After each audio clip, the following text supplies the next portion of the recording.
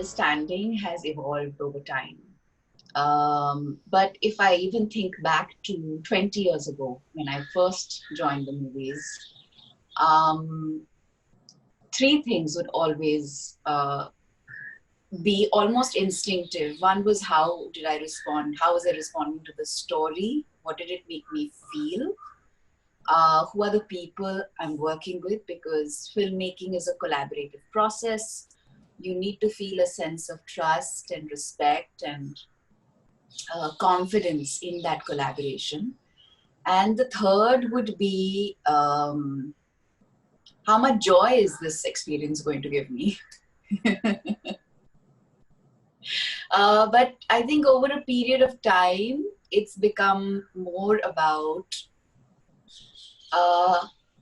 how deeply do I care for what the story is saying?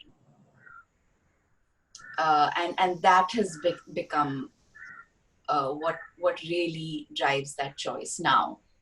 Earlier, it was different. I think in the early days, it was also money. And, because when you're younger, you're seeking financial independence. You want to, also, I think when you're younger, you're more fearful. There's so many things that people say to you, out of sight, out of mind. There's a lot of insecurity that is bred in your mind when you're younger. And I think when you spend enough time cultivating your own identity, your own paths, you've understood yourself better and you've honed your craft, then it's more about, what do I really care for? Is this a story I care deeply enough about?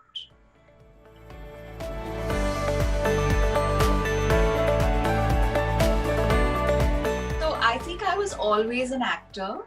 Right through school, the place that I thrived in, and the moments that really made me feel alive and joyful was the time I spent doing theater and on stage. It freed me in ways that are indescribable. But interestingly, I never perceived my life as an actor. I never imagined growing up that I would be a professional artist. Although creativity and the creative, I was raised in a very creative household. Both my parents were very creative, artistic people. And interestingly, I started getting acting job offers since I was 16. And because I never consciously perceived a life in cinema, at that time I just kept saying no, because I didn't know whether this is something I wanted to do.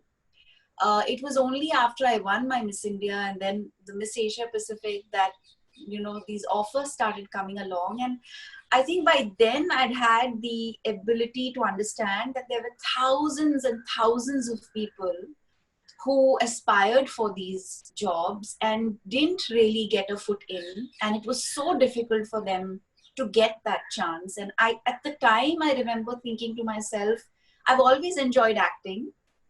And I've done a little bit of acting for the camera because of advertorial work, but of course it's totally different.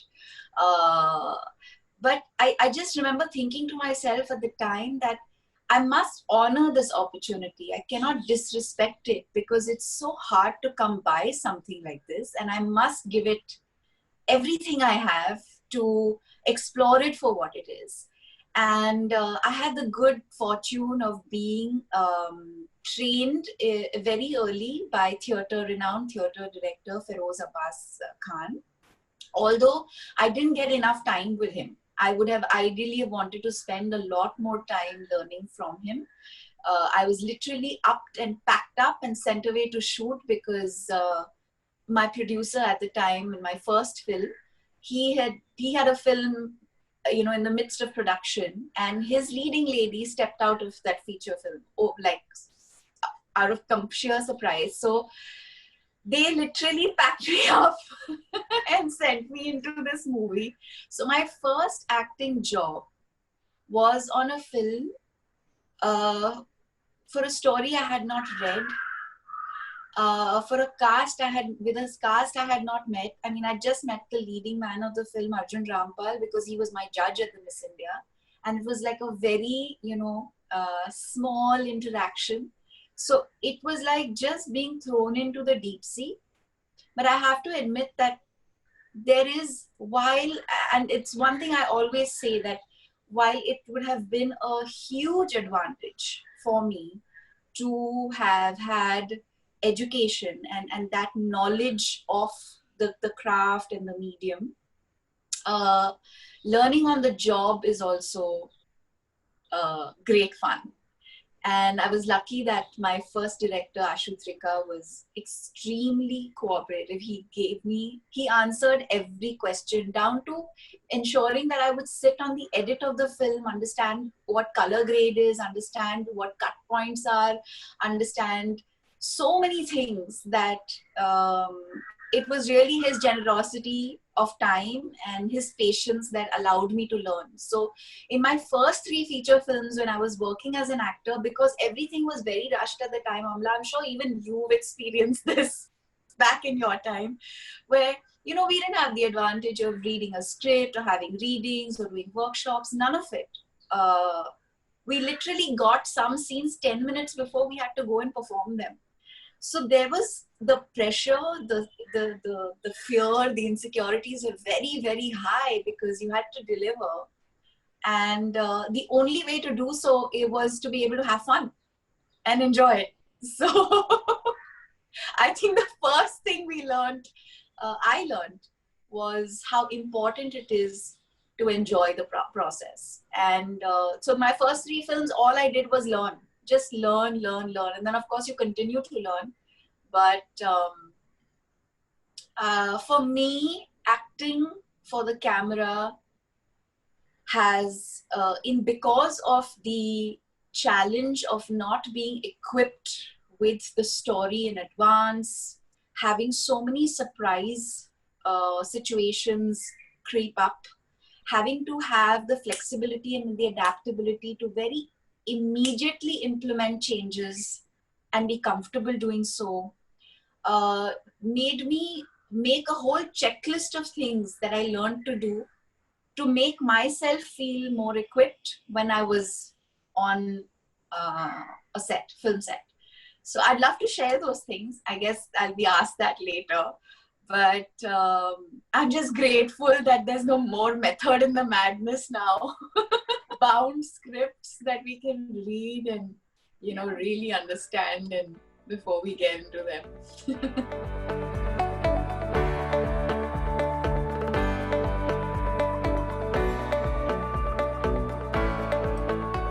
I live by the mantra that love what you do and do what you love.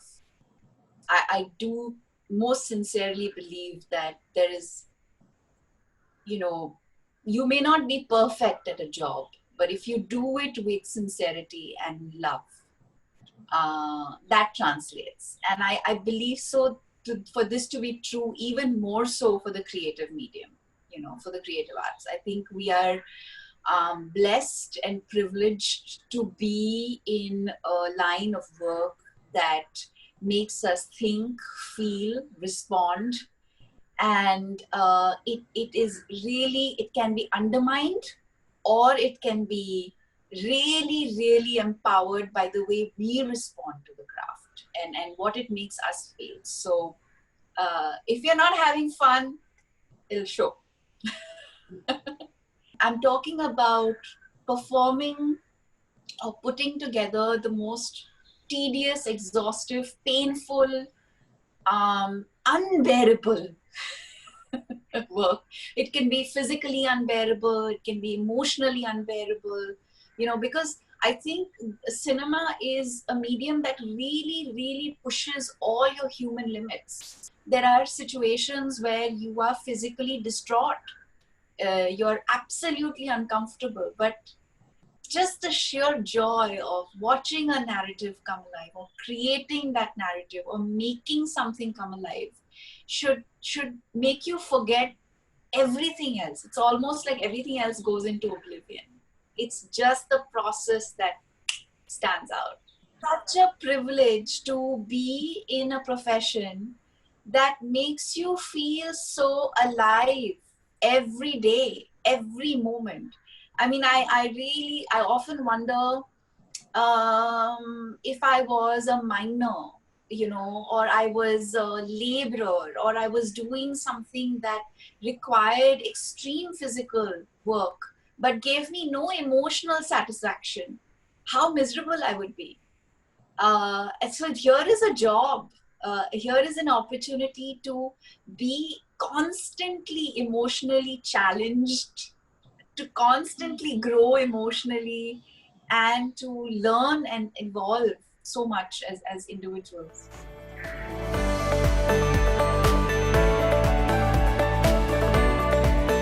It's such a personal, collaborative process.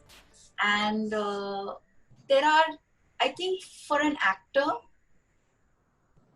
before you go on set and while you're on set filming, there are four, my God, actually it's all the departments, but there are, there are certain individuals that I care deeply to connect with and find a rapport with. I think it makes all the difference. First and foremost, the director. And if you're lucky enough for the director to also be the screenwriter, then that helps. But the writer, so the writer and the director. And I think that collaboration, that process of just understanding the mind space and the vision of the director starts before you even go on set. But it's it's a very, very critical relationship.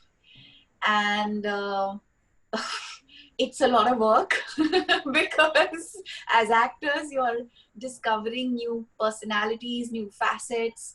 Every director has a very different rhythm and a very different way of working. Like I've worked with Shujit Sarkar, Renzel De Silva, Raju Hirani, of course, Reema Kakti, um,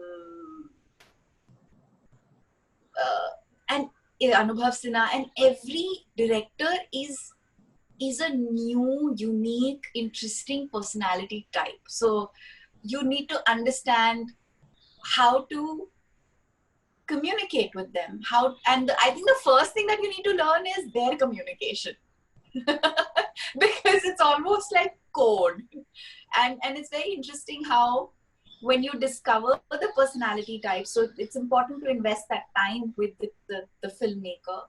And if you can't benefit from time before you start filming, while you're filming, because it's you can reach a point of communication where even with the way they look at you, you know that you've not hit the note they're looking for, or you've hit the note they were looking for. And it's very, very like reading the script with the director, understanding the character from the director's lens, sharing what you feel about and how you respond to the character with the director. Then of course the other technician who I really establish a relationship with is the DOP. I think the cinematographer is somebody who you really, so back in the days, I know that actors used to touch the cinematographer's feet and always kind of, pray to the camera before they would start their day of work. And I understand completely why there was this, respect shown, because the camera captures your soul. It is the eyes and the ears and the everything of the film, and your performance is being seen through that lens. So it's so important to understand the cinematographer, and for the cinematographer to understand you.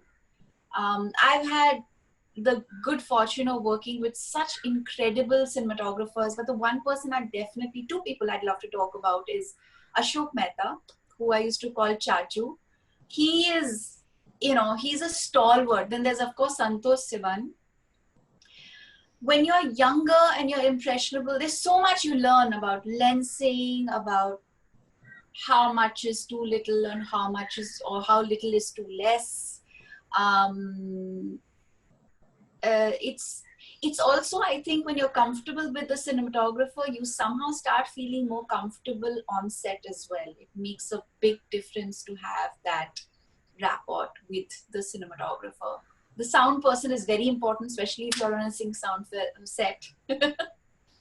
Costume is a very, very integral part, of course, and I establish. And sometimes, of course, you have the benefit of working with one professional over a period of time. But yeah, these are some of the, I think, important relationships to have when you're working in film. I worked with a very young DP on a show that I recently did called Kafir, called Pratik Shah, who's, you know, trained in LA, and he's just 28. And he's the youngest DP I worked with. And for those of you who have watched the show, you'll know it's a very, very, my God, it is so much depended on what he would see. And I'm just so grateful that he shot this show, because the lens with which he saw this narrative unfold, the way he treated it, the way he responded. So I have to say that so much of the way this show has been shot is an emotional response to the writing and the performance, and less of a technical response. And that's what makes it so, so special. And I almost feel, there were so many times when I almost felt like there was no one around us. Like every moment that was happening was actually happening. You know, there was almost the sense of an absence of a set, of a crew, of an invisibility even of the cameras. So much so that even if he was like on a Panther or a dolly, a lot of the stuff he did was handheld, but he was invisible to me. I can't explain it to you. I don't know how to explain it. I don't know whether it was because the scenes were so immersive, or we were so invested in what we were doing, or the fact that he and his crew were so minimal, and their response and the way they were staging scenes and the way they were approaching the work was just so emotional. It doesn't always happen. You can't achieve the same energy on one job to another. Every job has its own experience, and every experience is unique. Every story's experience is unique. But if I had to think back to some of the experiences that have been really enriching for me as an artist and a human being, it's when we've made collaborations at a deeper level. And it's not just been about serving the story itself. It's just about being exploring and understanding it more deeply and caring about it from a higher place. You know, and it could be the most fun situations. Like when I was working with Raju Hirani, I remember the first time when he collaborated on Lage Raho Munna Bhai. There were so many moments that were not there in the film, but because we jammed, because we had conversations, you know, as artists, if you're a thinking, feeling person, you respond to the narrative a certain way. So I used to say, you know, I used to give my Abba a massage and he would give me money. It was like this deal. Every Sunday, you know, a shoulder massage, and he would be like, so the character gives her father a shoulder massage. My father was my hero. And I've always said, and I lost him very young. So there was a scene where Simran, my character in Lage Raho Munna Bhai, calls Munna from the railway tracks when, you know, she's stopped by Jimmy Shergill's character from attempting suicide. And she's talking to Munna, and she's talking about how upset she is about the fact that her father lied to her. And in that, I just felt like I needed to say that I'm let down more so because my father is my hero. And so it's always these little things that kind of make you feel a moment more personally, and then perhaps the audience as well.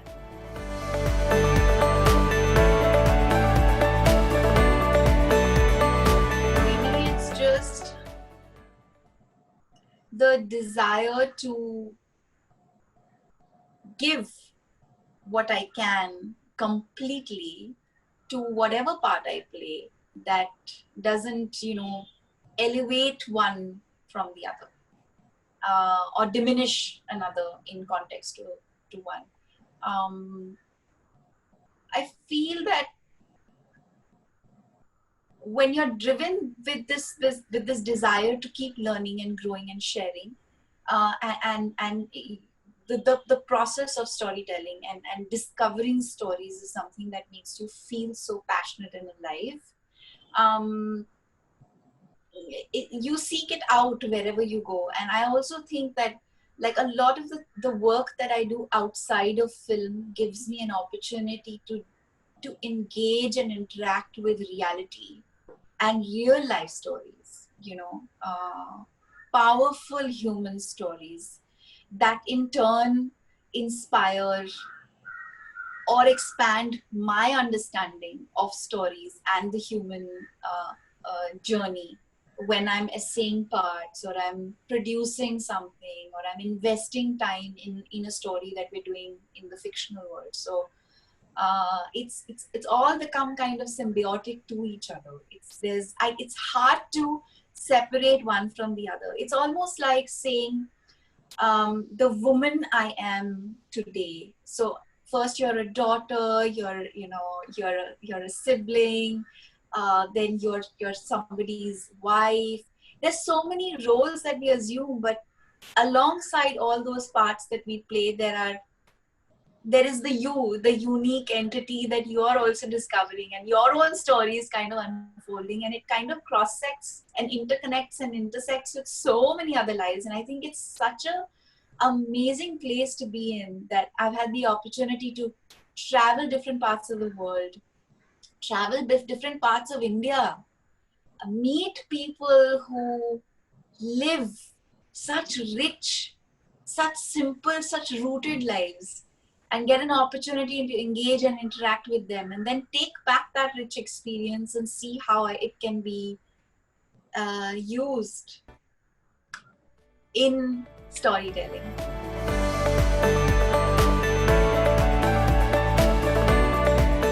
When you're casting a film, whether you're casting technicians or artists, actors, you're looking for collaborations with people who will get the substance and the essence of what it is that you're trying to convey. And it's really their individual substance that adds so much to what you're trying to do. Like, Bobby Jasus was a very personal story. Even though, the one line is a girl in old city Hyderabad, raised in a home where, they're taught to be married at a certain age or have children at a certain age, and she's well past that age of, the conformist idea of how a woman should live her life. And she's seeking financial independence, and she has these professional aspirations. And oddly enough, she wants to be a private detective. And the backdrop of that world, her relationship with her father, her relationship with her mother, her relationship with her siblings, her relationship with the world. And Vidya, Vidya Balan is somebody who I did Parinita with, I did Lage Raho Munna Bhai with. I absolutely love her chutzpah, her energy, her vibe, and her intelligence. And I also think that she is one of the few people I've worked with who, when she gets it, she just gets it. And that's the joy of seeing a character come alive when an artist just gets it. And when we narrated Bobby Jasus to her, she was wicked. She just had this wicked smile on her face. And she was like, this is going to be so much fun. And then she said, listen, you'll teach me the Hyderabadi na. So the only thing she was nervous about was talking in Dakkani Hindi. And we had so much fun because it took me back to my childhood. It took me back to, I remember when so the crew and the team was all from Mumbai. And I was their only link to Hyderabad. So from location recce's to set design to costume to diction to dialogue, I was hands-on. It was great fun. Yes, I think what we essentially always look to do is, with actors, it's not just about looking the part, but it's about responding to a part. So you kind of almost think of, and today you have the advantage of social media. So you're actually seeing the voice and the thought that an artist is putting out there. And you wonder whether that person would correspond to a narrative in a certain way. And so I think it's also instinctive, but it's also like an opinion that you have of someone that you formed over a period of time because of the body of work they've done and the kind of interactions you've had. But I think the fundamental thing that you're looking for is, how is the person going to respond to a story? What kind of charge, what kind of interest, what kind of passion, what kind of experience, life experience will this artist be able to bring to the narrative?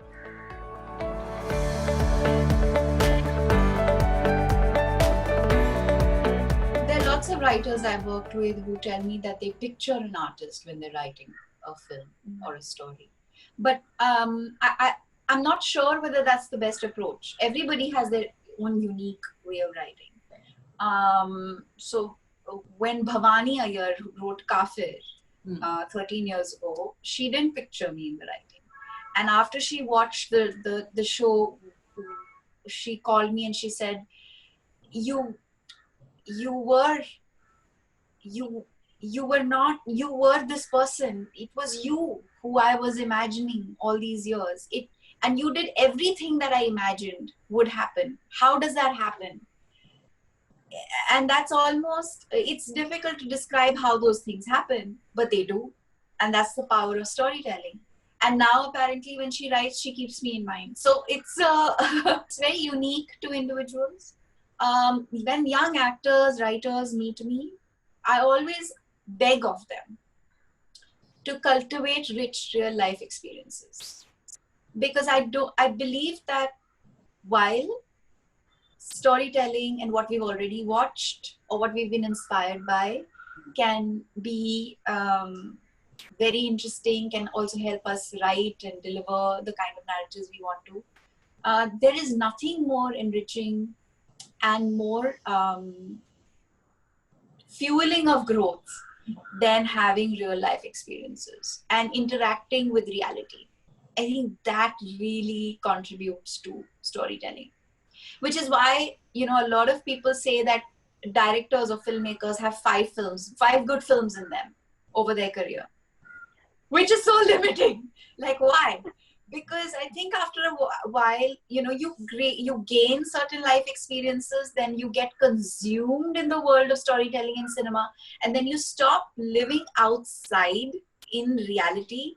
Therefore, you stop growing. And then that's why perhaps you're limited to 5 good films. And then there are filmmakers who kind of step away, go away, who kind of start to, Anubhav Sinha is actually a great example. When I first worked with him on films like Dust and Cash, he was a different person. Of course, he hasn't changed as a human being. His politics have remained the same. But his life experiences, what he wanted out of his career, what he wanted out of storytelling was very diametrically opposite to what he's doing today. So when I worked with him on Thappad, I was like, wow, this is amazing, because he's found his voice and he's so clear about what he wants to say. And that doesn't mean because you're being socially relevant or politically relevant or you have something strong to say or powerful or meaningful to say, you're not being entertaining anymore. In fact, I feel his skill and his craft has also been so enhanced now, because with limited resources, limited time, so much to be conveyed, so little room to move in, to be able to keep the audience captivated, engaged, invested in your narrative takes a lot more skill.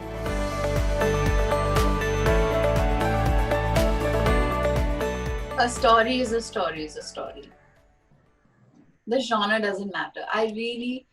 But I do believe that we need to invest a lot more time and effort in doing more documentary work and empowering real life storytelling. I think it's so important. It's an area that I think in India especially has been hugely neglected. And while I hope to continue to do feature film work and work for the OTT platforms and advertising work, I really want to invest more time and effort in doing docudramas and documentaries, because it's great to fictionalize a story, but there's something so dramatic, so powerful, and so engaging about docudramas and documentaries.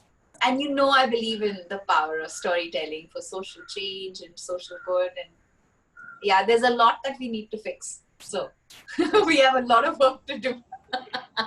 It's a powerful tool of social change, and I think evolution, human evolution. We become better people. There's just so much we can learn and grow by witnessing and witnessing stories that bring that change. And especially for the environmental and conservation work that I do, I feel like we need to do a lot more, specifically in India, to sensitize and educate our masses and more people, and also celebrate the stories on the ground. There are so many extraordinary people, so many extraordinary communities, tribes, indigenous people who can be a tremendous example to the rest of the world in the face of climate change. Yeah. So.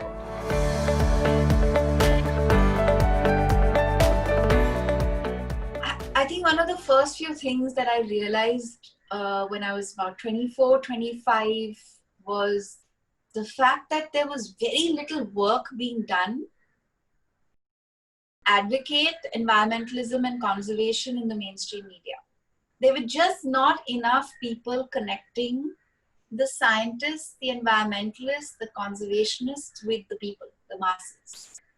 And I thought to myself that this was a privilege to be able to take that, to make that possible.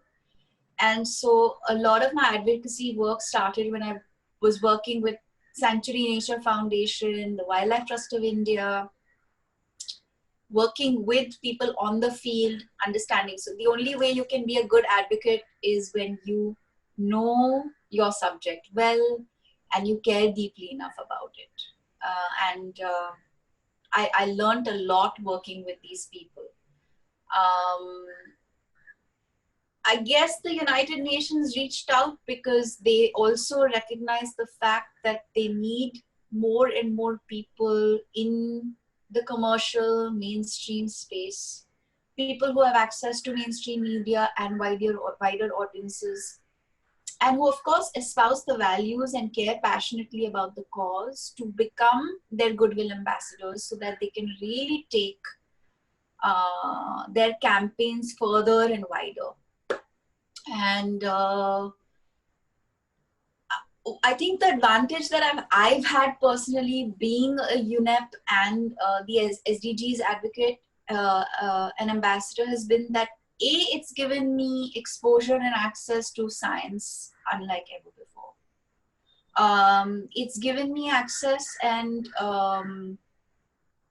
opened up for possibilities of collaboration and partnerships with people the world over. Extraordinary human beings who are doing extraordinary work, and some of whom I can call friends now. And that's just such a wonderful place to be in. I've had the opportunity of working on some very powerful campaigns. One that I consider a celebration because I feel more and more people are understanding it and acting upon it is our beach plastic pollution campaign. It's obviously not ended. Our work will continue, and this crisis has also brought its own new challenges with regard to our use of plastic. But it's a campaign that basically led to our Prime Minister making a commitment that India would become single-use plastics free by 2022. And that's a huge commitment. And of course, it will take for work on everybody's part to ensure that. But what I'm really, really excited about and driven about is the fact that the internet, the power of technology, the power of communication, storytelling can really bring huge change in mindsets, in the way people think, in the way they respond. And I think the changes that we're bringing about at an individual level, more and more people have started using bamboo toothbrushes, stopped using single-use plastics, now speak about, even making their own cleaning supplies at home, natural supplies, or doing organic farming or planting trees. There's so many things that more people are doing. And it's just so good to know that we've in some way made some difference in the way people think and feel about nature.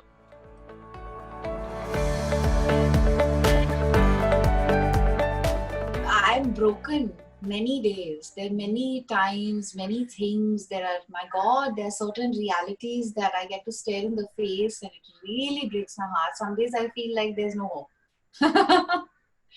But I think what one needs to do is to, of course, equip yourself with the skills that help you deal with life.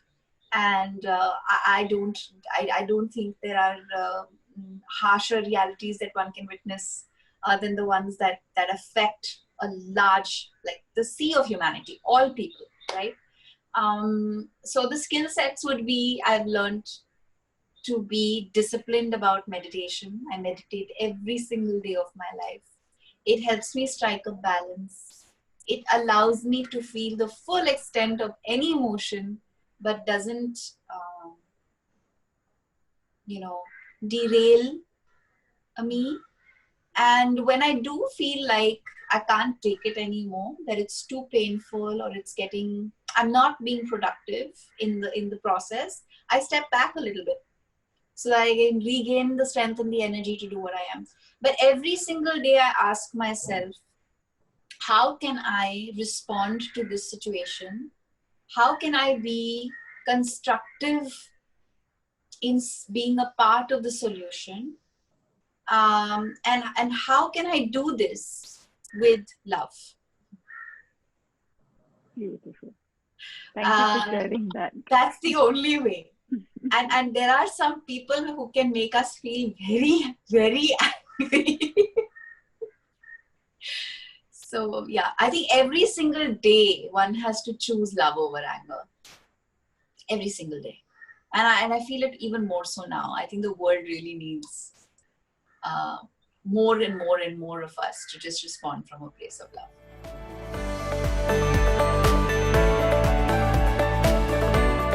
There is nothing more wonderful than the privilege of education. And the fact that you are studying the craft is itself something that should, empower you and give you the opportunity to be comfortable enough to start enjoying the process instantly.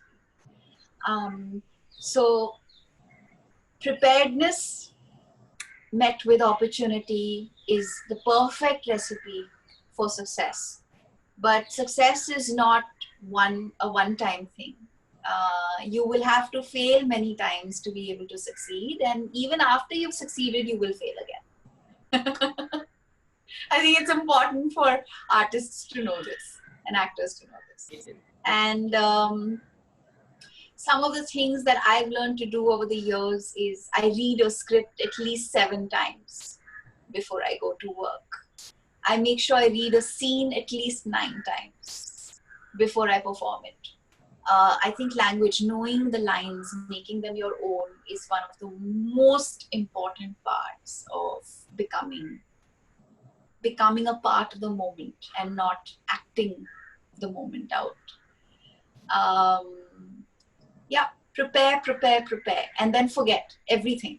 Let it all go and have fun.